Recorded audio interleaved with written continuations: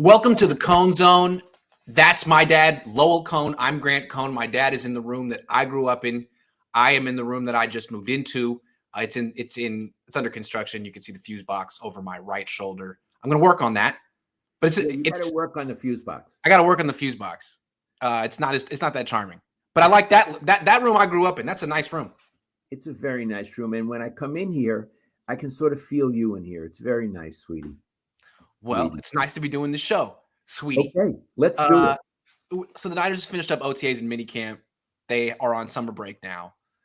There was something that to be gained from this portion of the offseason. Historically, what do you think the utility of this time is? Yeah, I have very strong feelings about it. Obviously, you want to see how various players perform, especially rookies, guys who, quote unquote, are on the bubble, all that crap. But what OTAs and minicamp are about is the beginning of team building. Football is such a team sport, and you have to have this ethos that we're all in this together. We all are responsible to each other. We all depend on each other. We're a team. And OTAs and minicamp is the beginning of building that mindset. Would you agree, Iggy? No question about it. Absolutely. And that's exactly what the 49ers did in this minicamp and OTA session. I think what's so interesting about it is that they did it without Jimmy Garoppolo. And that was the whole point, to see if they could possibly build a team without Jimmy Garoppolo being the leader, because they've never done it. They were terrible before he got here. He came here, they won. They've never been able to win without him. And they're trying to take the leap of faith, like we can win without this guy, even though they've never done it. And I think they're a little, not scared, but there's some trepidation. And this was like the dry run. Can Trey be the leader? Will the team rally around him? Is he good enough? Will he impress the coaches, the media, everyone? And like so far, the answer was yes, yes, yes, yes, yes. But it's like, it's still only June. But it seems like if they were trying to base a decision on how this dry run went, it went as well as possible. I understand. And what you're saying is, aside from the normal team building, it's team building around a new young man. Right. And this specifically were the first steps, and they all seem to have been successful. Yeah, it's like, it's not just go out and play well with the first team offense, which he did, but it's be the face of the franchise. Do an interview twice a week. Be engaging with the press. Be the leader. Speak for more than just yourself. And he did all of that gladly. It was funny as last year, he barely talked. I was worried that he was going to be terrible and difficult with the press, but clearly his mindset was, I'm not the leader of this team. It's not my team. I can't just stand up here and philosophize about the team when I'm not even playing. So I think he made a decision like, I'm just going to be a regular guy and say nothing. Now he talks at length. He smiles, he laughs, he has a whole personality. And I think his attitude is, it's my team now. Well, I held back for a year. That was enough. Jimmy's not here. He doesn't want to be. It's not like he showed up here to watch. I'm the leader of this team and I'm going to prove it. I feel like it's kind of what Steve Young would have done if Joe Montana had been away for an OTA. He's like, all right, I got the opening. Doors open. I'm going to walk through. Absolutely. Steve would have done that. So you admire what Trey is doing.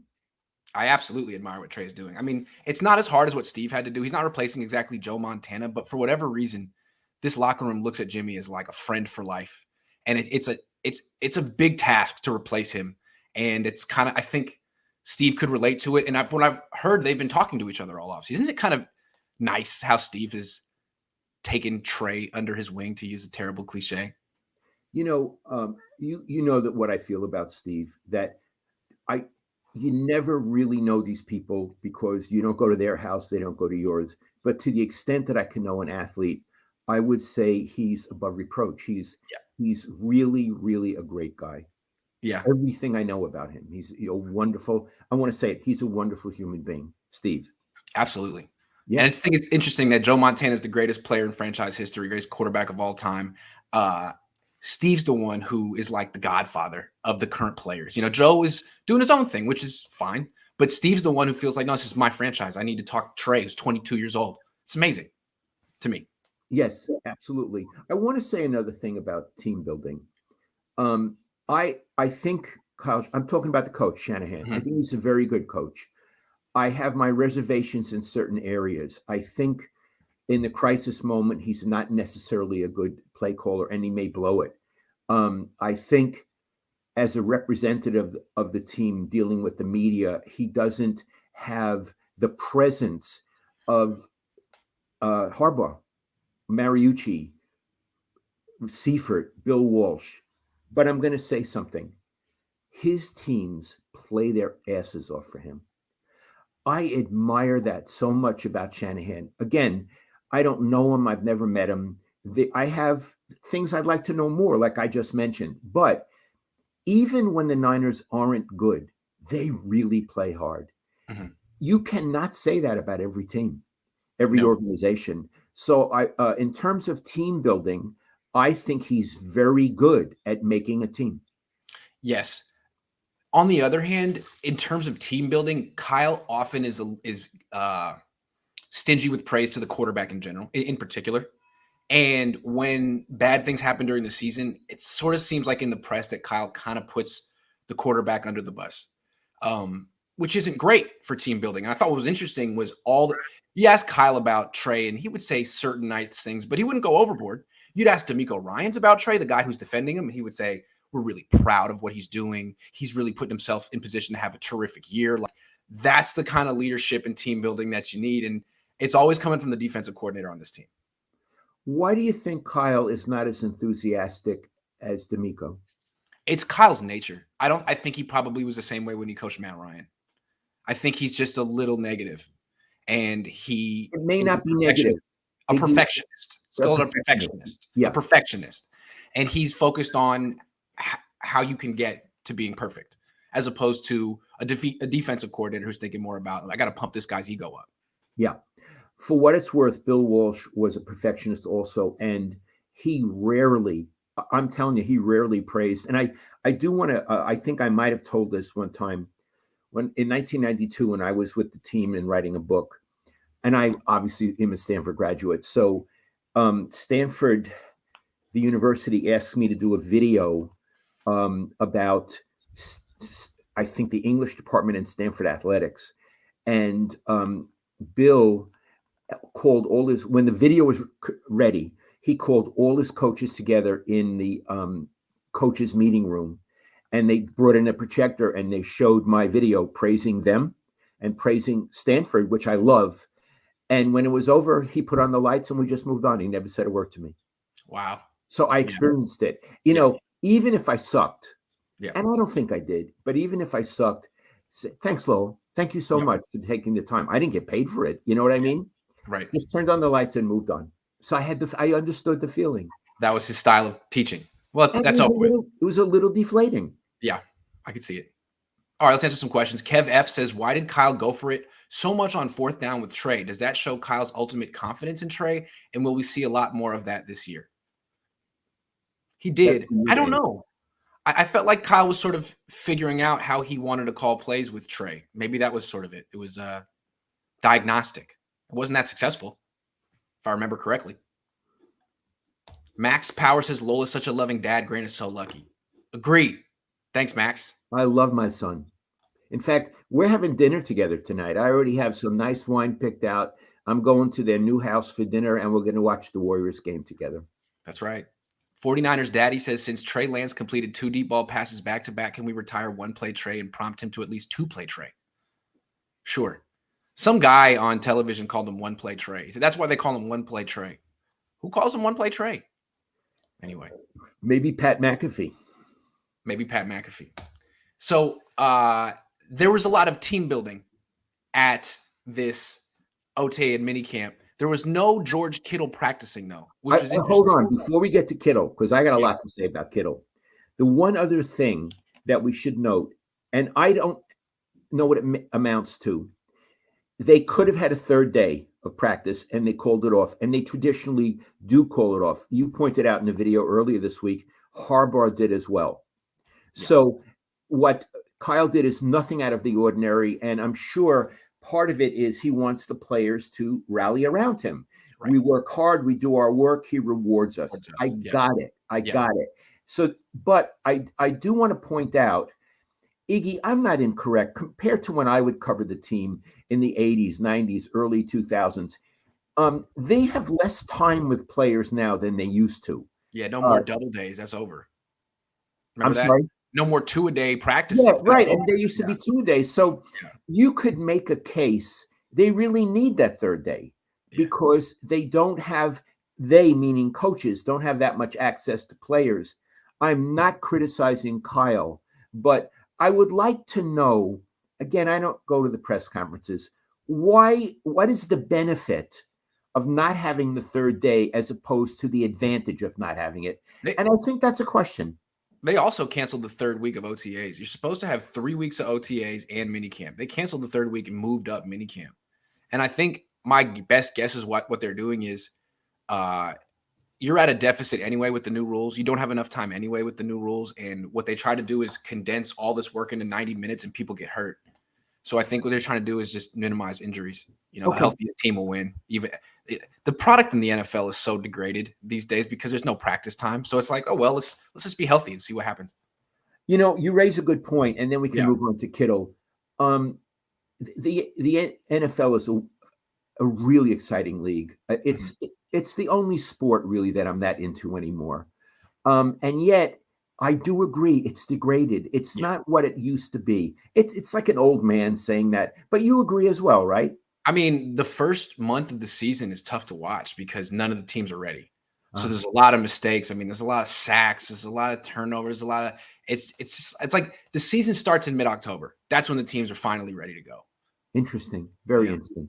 Okay, Kittle. Okay, kid, let's talk about George Kittle. So team building, he's a leader. He's there most of the time, but he never practiced from what I saw. He didn't go through drills. The Niners are being very cautious with George Kittle. And they're being cautious with other people too, Trent Williams, Fred Warner.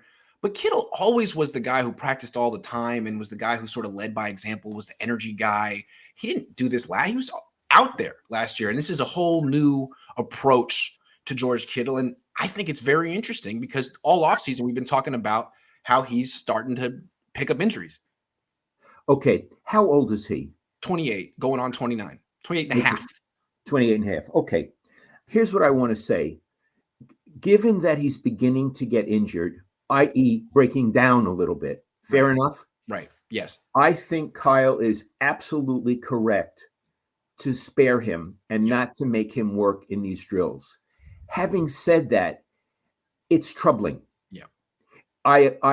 If I were the coach, I would do exactly the same thing, but I would be troubled that I had to do it. Do you see what I'm saying?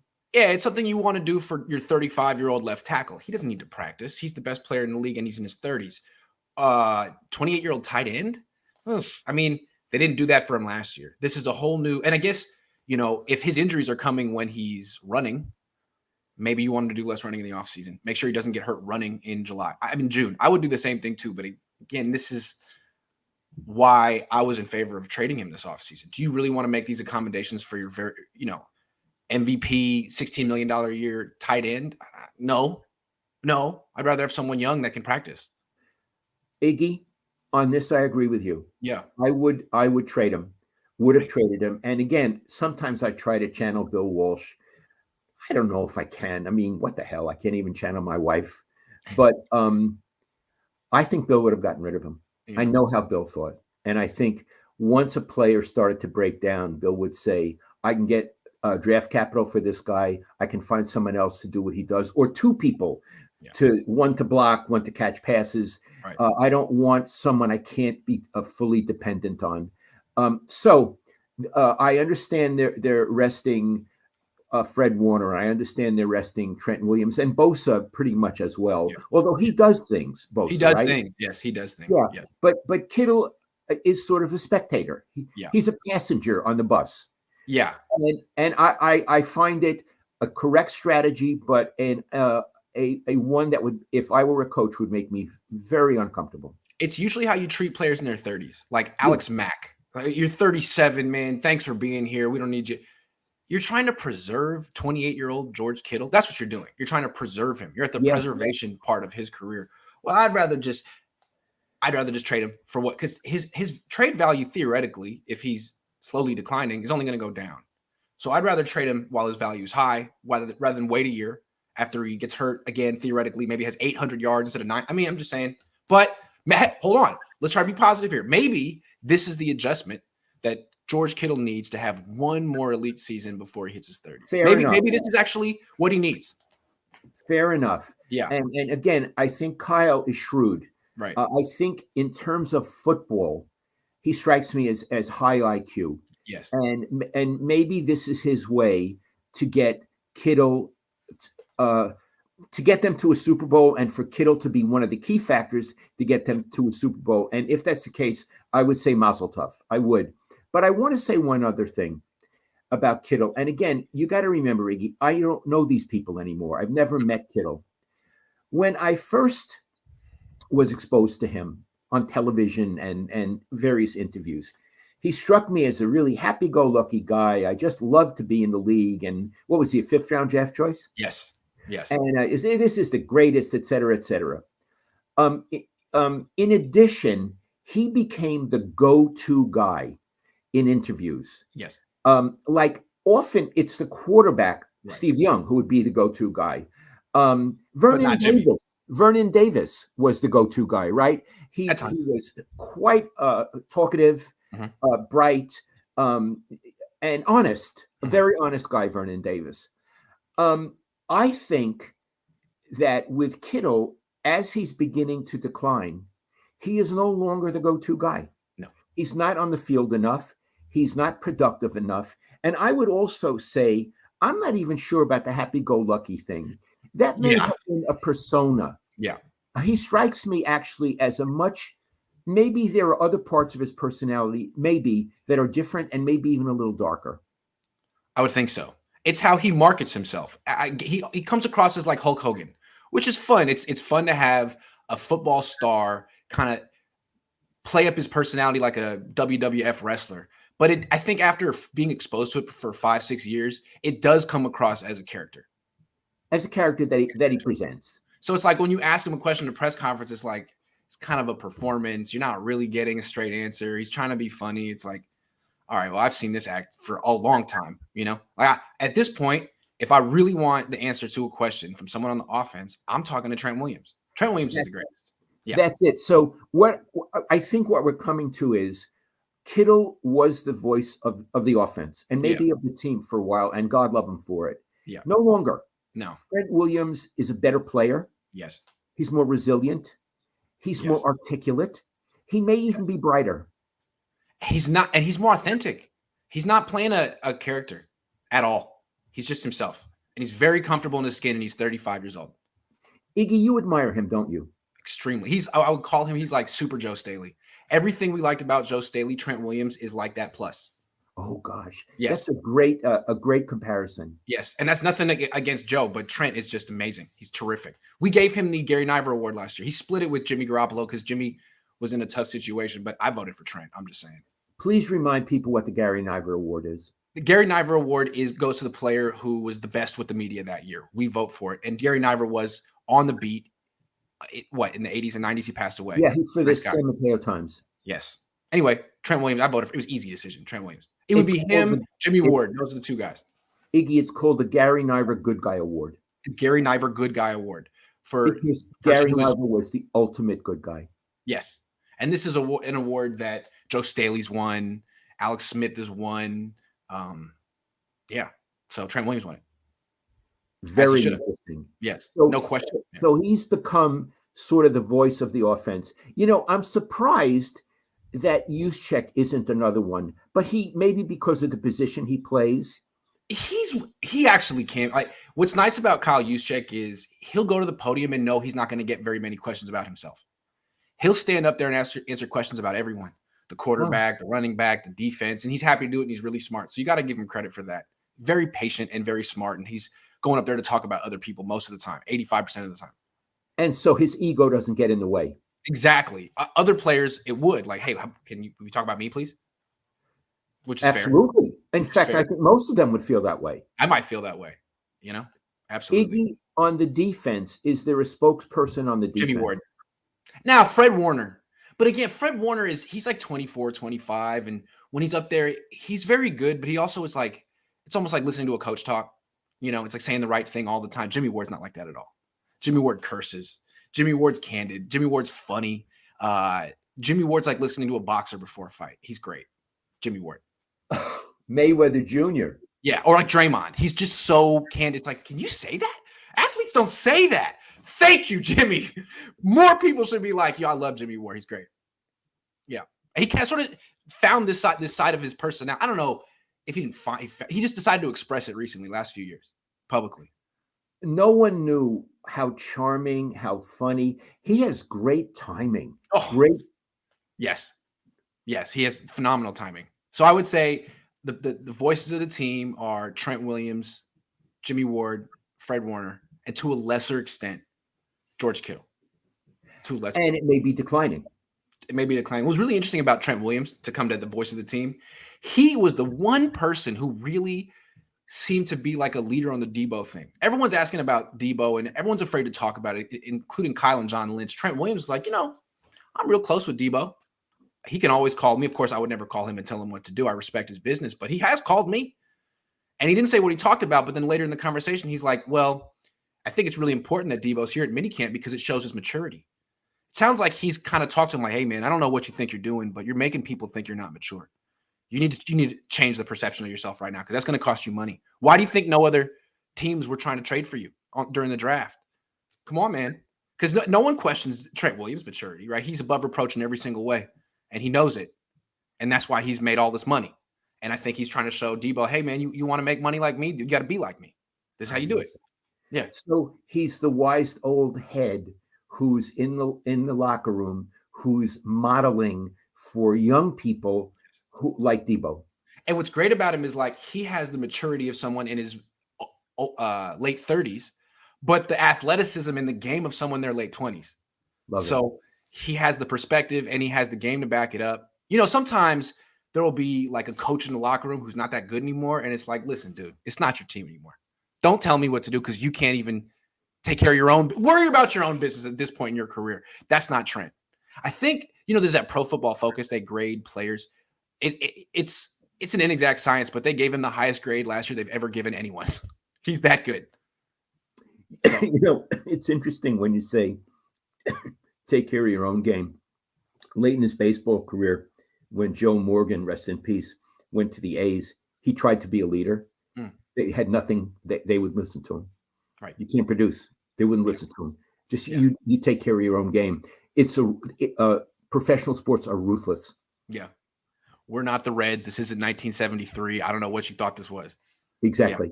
Yeah. And you so I really have loved Trent Williams. I would love to talk to him, right? Yes.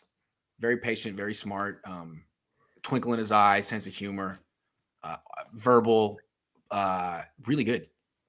And let's say one of the reasons he is because he's an offensive lineman. Always. Let me say, and you got to know this, it's the least glamorous position except for kicker, I guess, on a team. But they are the ones who understand the game better than everyone, who can articulate what's going on. They're the ones you want to know, the offensive linemen. Would you agree, Iggy? Yeah, but it's like they're the biggest players in the field too, and they're like the least aggressive. That's right. A lot of the time. It's weird because that sport is full of some really aggressive people, especially the smaller ones. Like those DBs are my size, but they use their body to just destroy you. Ronnie Lott. I mean, these guys are there to uphold order and make sure things don't get too crazy. They're like the bouncers at the club.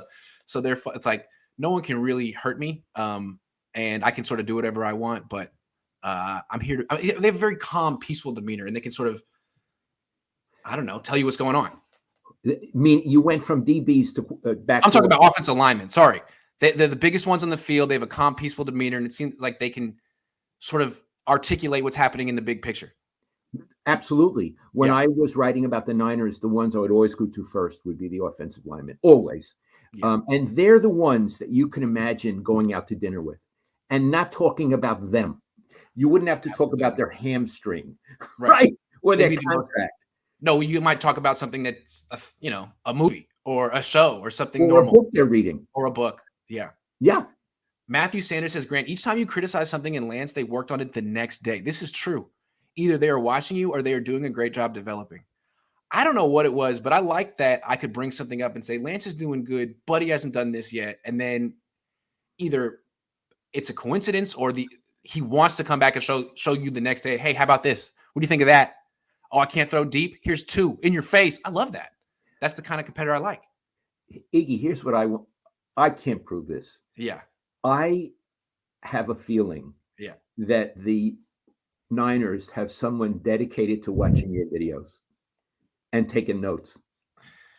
I think the players all watch, including Trey. I mean, a lot of the players have made it pretty clear that they watch. I think they want to know what the criticism is. They want to know what people are pointing to, and they want to address it. And with Lance, I made it pretty clear, like, hey, you're playing well today in camp, but you're being safe. You haven't hit any deep throws, and you're supposed to be the guy with the arm. You're supposed to be the guy who extends this offense. And the next day, I saw him warming up, playing long toss. I'm like, oh, here it comes. Here it comes. He owes you a nickel. He owes you a nickel. And then the first series, he doesn't do it. And the second series, boom, boom, back to back touchdowns. It was like, wow, nice. Well done. I appreciated it. It was good. Let's move on to the next topic. Iggy, I got to tell you, my printer isn't working. Really? So I had to write stuff out that you sent. But you'll come over maybe in the next week, and maybe something got disconnected, or maybe you need a new printer. They don't last forever. He's talking Brooklyn now. Right. They don't last forever, darling. They don't last forever. Okay. That's my Aunt Sarah. Okay, let me see what we got. It's about me. It's the Grant topic.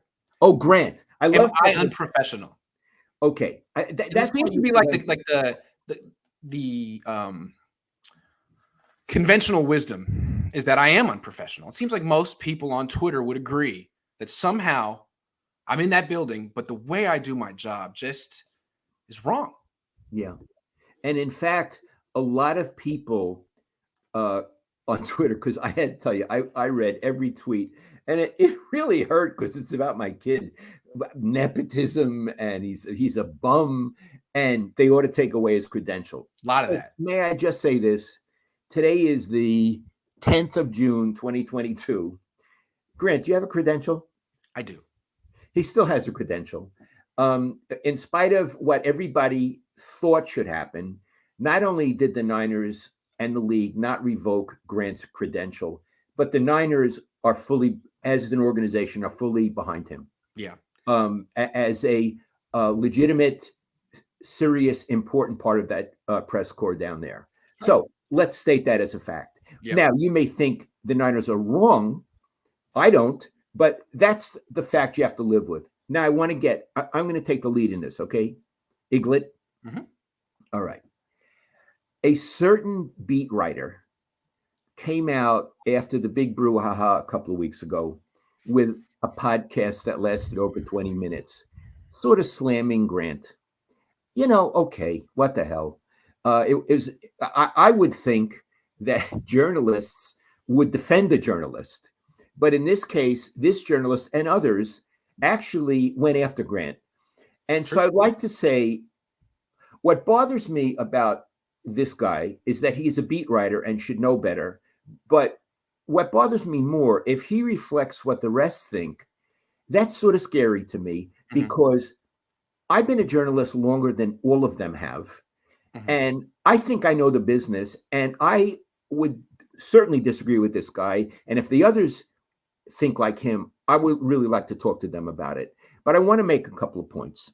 I just want to say that no one else said anything publicly. It was just one, which was, so I don't know how they feel. But no one defended you. True. Okay. That's true. I would say in the case of this one guy, this is just my interpretation. I haven't talked to him, nor do I want to. I'd say part of his problem with Iggy is he's jealous. He works for a paper that really is not all that into the 49ers anymore. And Iggy is there all the time. And Iggy makes a lot of money. And he's done it on his own. He didn't do it with me. I didn't know the people at Sports Illustrated. I don't know YouTube from nothing, from a cockroach. From nothing. So I think there's a tremendous amount of jealousy involved. I don't want any answers to questions now. I want to talk. I'm not taking it. Okay. I was just putting it on the screen. Okay. And I think this person and other beat writers, if they feel this way, should do some introspection and say, is part of my problem with Iggy, that I'm jealous that he's done this on his own. He doesn't have an editor bossing him around, calling him at dinner time, making his life miserable. Believe me, I had that.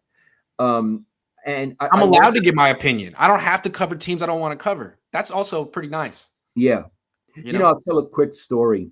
Mom, when she was alive, God love her, and I worked at the Chronicle. Sometimes an editor, meaning not the editor, but a copy editor, is reading your column, calls and say, look, I have a question here. What do you mean here? And these are very important things to do. But they always seem to call at dinner time. And what would happen is Mom sometimes would answer the phone and they wouldn't even say, hello, Dawn, is Lowell there? They'd say, Lowell, just like she'd answer the phone, hello, Lowell.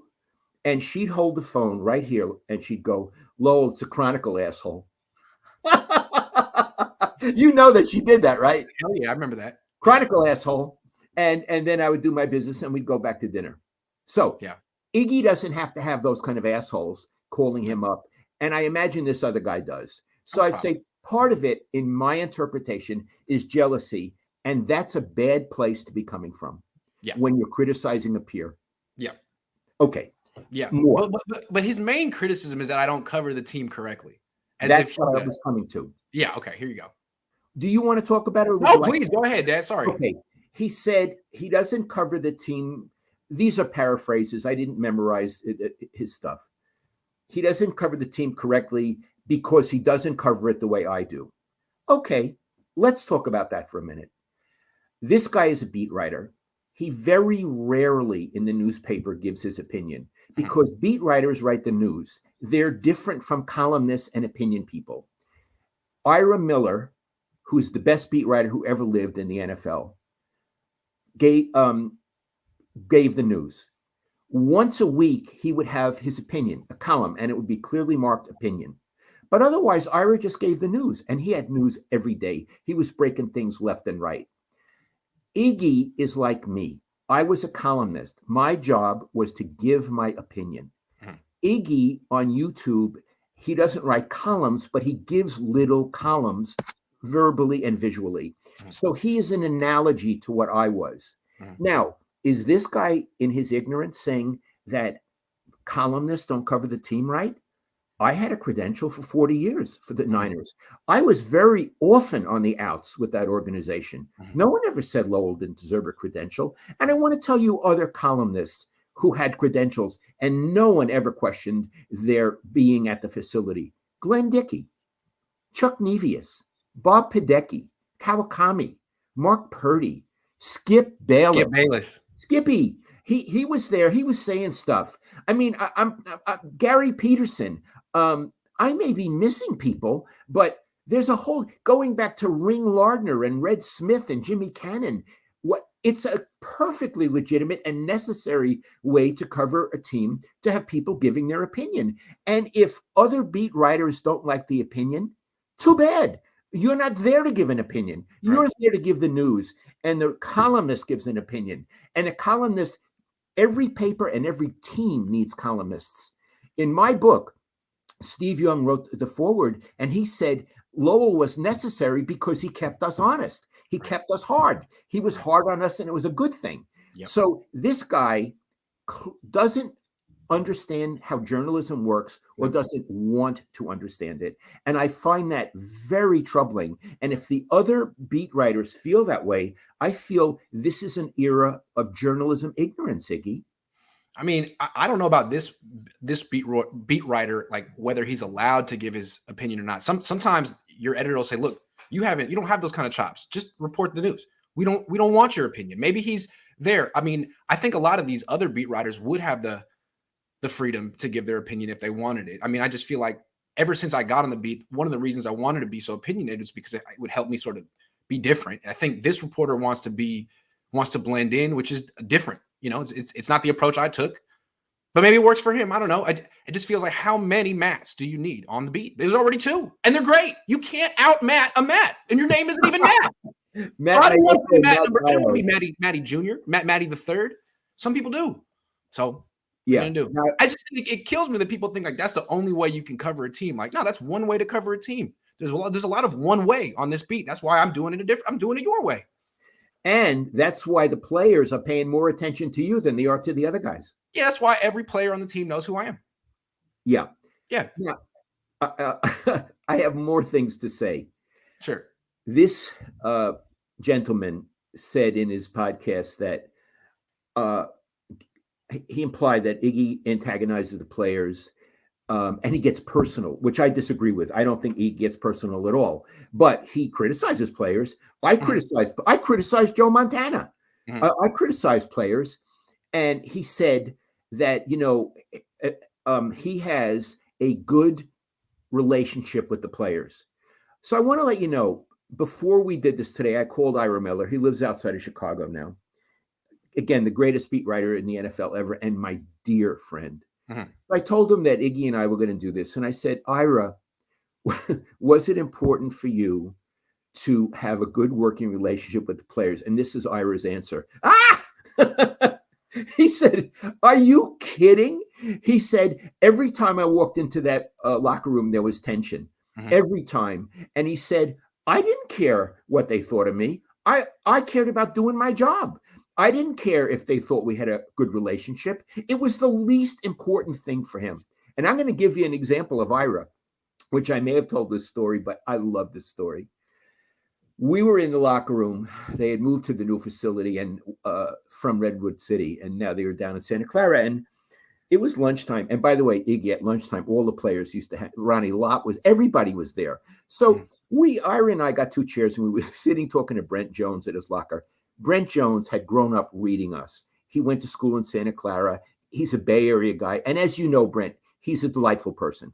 So we're just bullshitting, okay? Jerry Rice comes and stands in front of us. And he goes, Ira, I want to talk to you. Really pissed. Ira had such poise. He looks at him, and I'll never forget this. He goes, in this voice, Jerry, as you can see, I'm talking to Brent now. When I'm done with Brent, I'll talk to you. Jerry Rice, he didn't know what to do with himself, Iggy. He stood there in suspended animation, and he just sort of drifted off. He didn't have anything else to say. Ira just handled him. And Ira and he get along now. And as you know, Jerry and I get along now. He's an okay guy. But Ira's attitude is, who the hell do you think you're talking to? And I don't need to have a good relationship with you, even though you're Jerry Rice.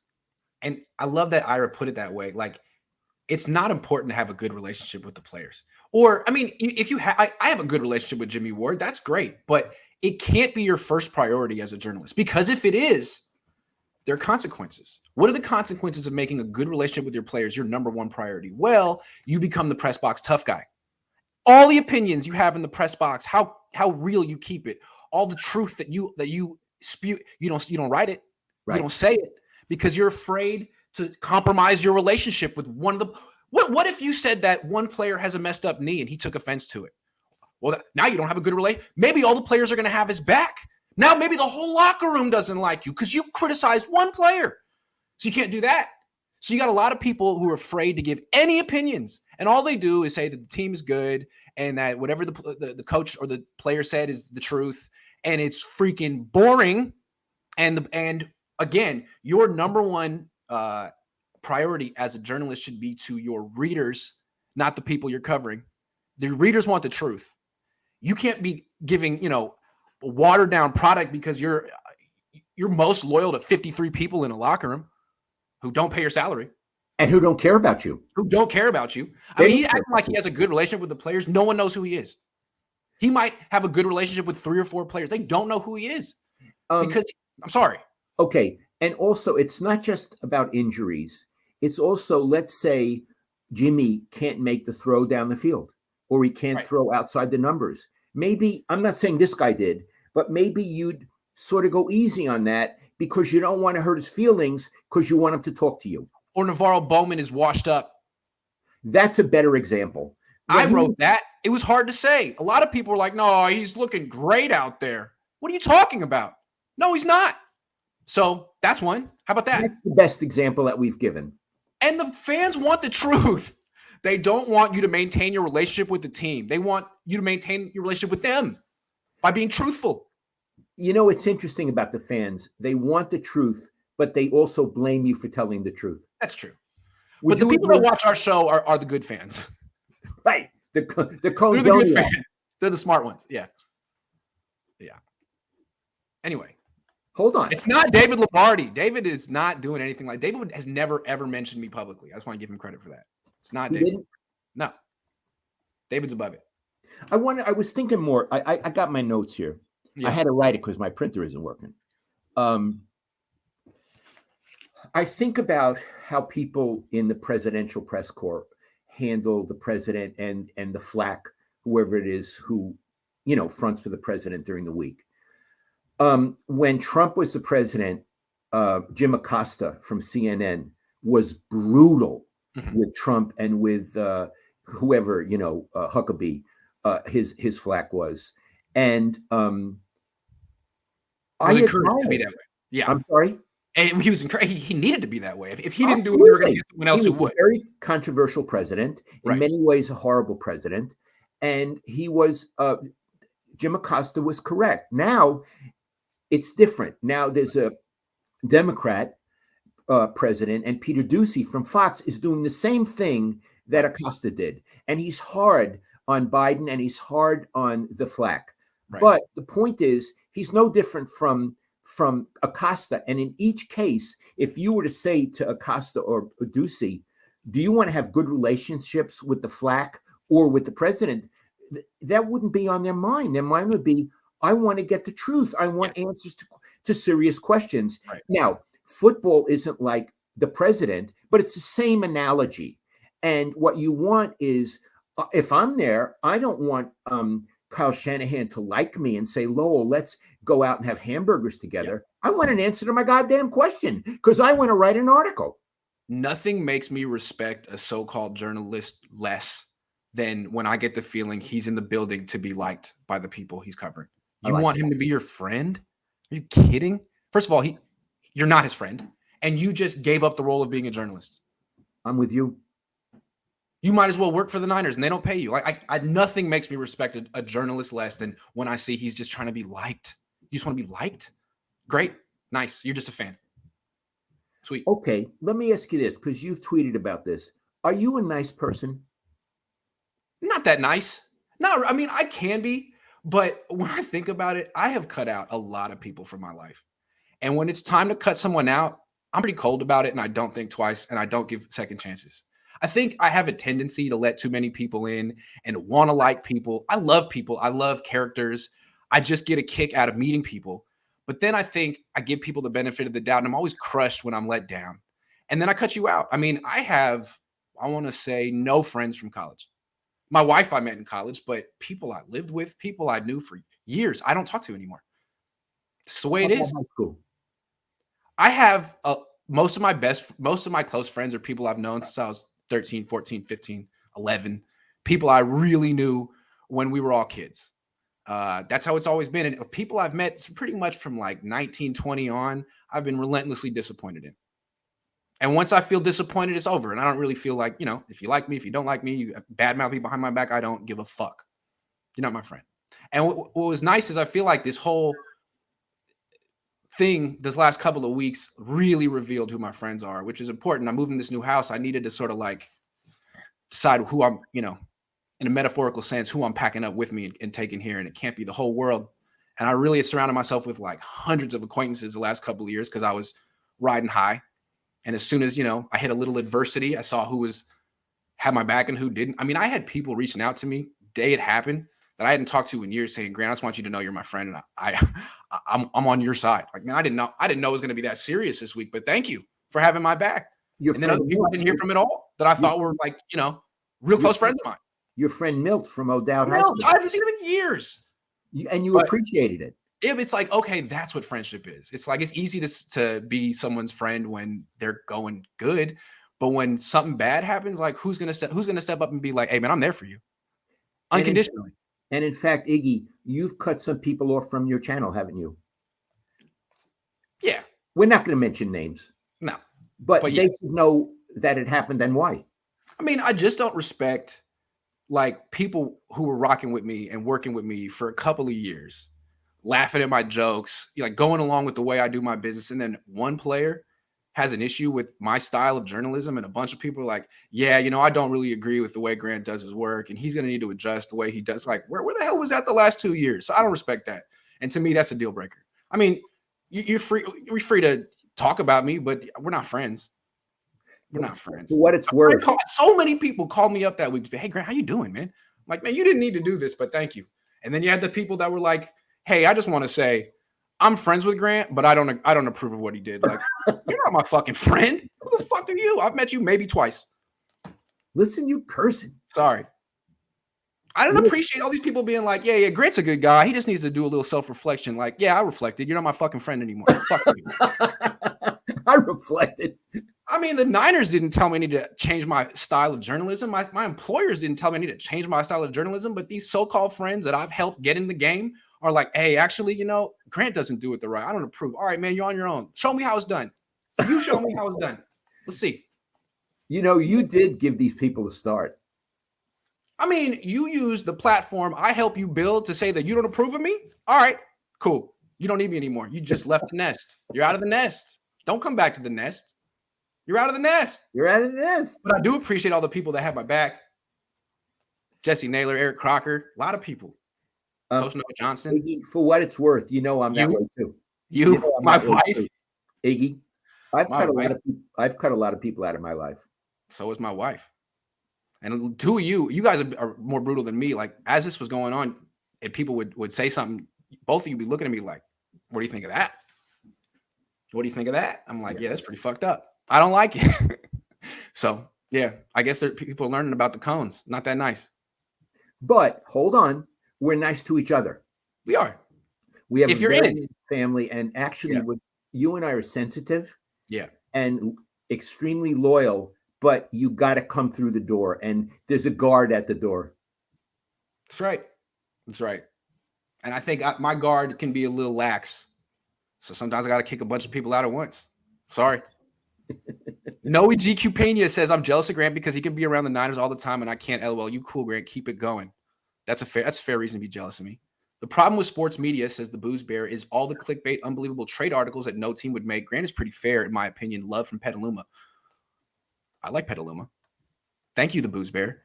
James Self says, just an observation, but you're Jewish. Is your wife and father? Dad's Jewish. My wife is Indian. She's not Jewish. But we do have a mezuzah outside our house. So that's cool. Iggy had a bar mitzvah. I was bar mitzvah. Temple Sinai in Oakland. Temple Sinai. Jimmy Gutierrez says, Grant, we haven't heard much on Mosley. Got any intakes on him? Oh, the corner? He's been the Niners' best corner this offseason. Travarius Ward got hurt pretty early. Mosley is very consistent and good, and I think they should check him out in the slot. The Mech says, I have decided you're my friend, like it or not. Thanks, the Mech. I appreciate it. Sean Shepard says, Johnny Carson had a sidekick. McAfee has about 6 guys on his show as sidekicks, and they aren't funny. I just want to know how he stands on his hands the whole show, talking out of his butt. Just saying. Why is he standing up? He's just so excited. Who's that? What are you talking about? McAfee? McAfee. He is really worked up. Yeah, he can't even sit down. He's got ants in his pants. Kaliki Carroll says, appreciate the honest reporting all the time. It's refreshing. P.S. I'm your friend. Glad you're doing well. Keep holding the Niners honest. I will. Thank you very much. Appreciate it. All right. Those are all the comments. Those are our topics for the day. That's our show.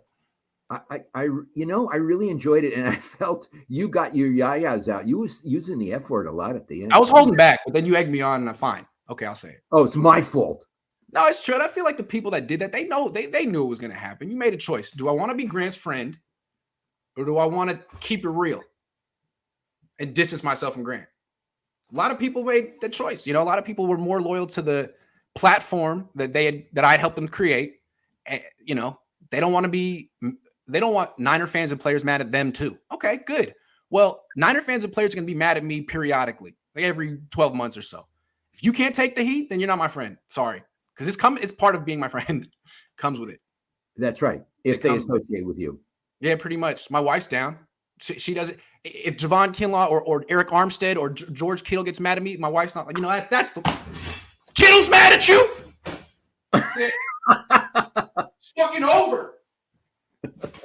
That wouldn't happen. So those are the kind of people I think if you don't have friends like that in your life, you should get those kind of friends. You shouldn't settle for any people less than that.